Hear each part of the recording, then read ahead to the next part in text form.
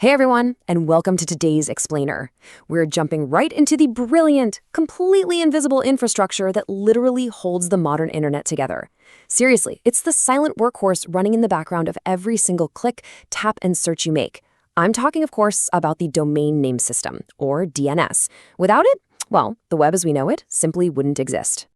Okay, let's dive into this. The core problem that DNS solves is essentially a massive translation issue.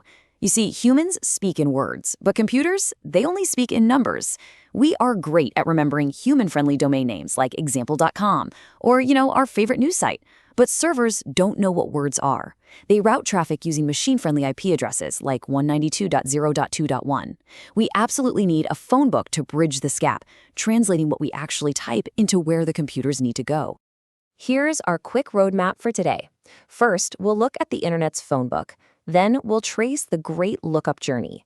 After that, we'll tackle speed and record types, followed by DNS and system design, and finally, we'll wrap things up with securing the directory. Let's start with Section 1, the Internet's phone book. So what does this massive phone book actually look like out in the wild? When we say phone book, it's super easy to picture a single giant ledger sitting on a dusty server somewhere in a basement. But DNS is actually a globally distributed, hierarchical tree of servers located all over the world. It is a highly coordinated network. Right at the very top of this tree, you have the root servers. Now, they don't know where a specific website is, but they know exactly who to ask. They point down to the top-level domain, or TLD servers, which handle categories like .com, .org, or .uk.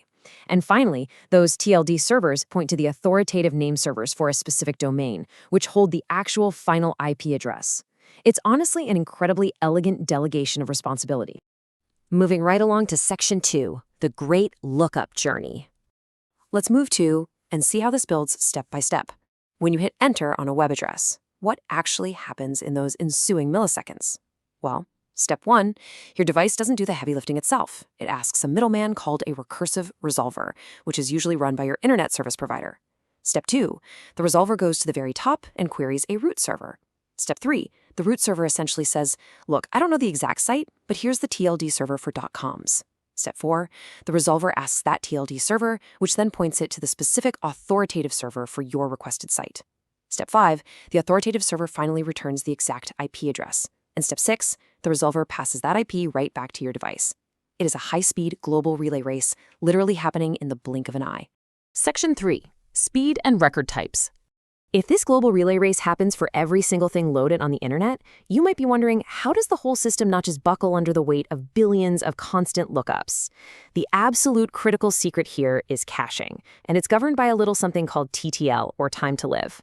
Once your resolver does all the hard work to track down an IP address, it definitely doesn't want to do it all over again 5 seconds later. So it stores, or caches, that IP temporarily. The TTL dictates exactly how long that information is allowed to live in storage before the resolver has to go fetch a fresh copy. Because of TTL and caching, the vast majority of DNS queries never actually make that full global journey. They are answered instantly from memory, which makes subsequent lookups incredibly fast.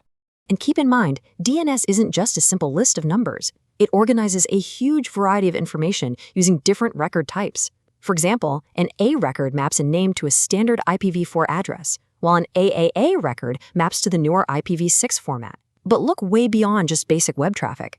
MX records tell the internet exactly where to deliver your email. CNAME records act as aliases, basically pointing one domain name to another. NS records identify those authoritative servers we talked about a minute ago. And PTR records even do reverse lookups, turning an IP back into a name. The system is handling an incredible variety of critical data every second. Section 4, DNS in System Design.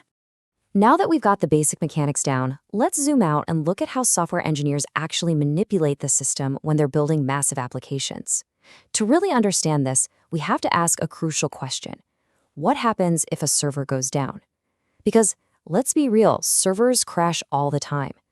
If DNS just rigidly pointed a domain name to a single dead server, that website would completely vanish from the internet. We have to pivot our thinking here from just how things work to how we build resilient things. So the crucial point is that DNS acts as a massive system design tool.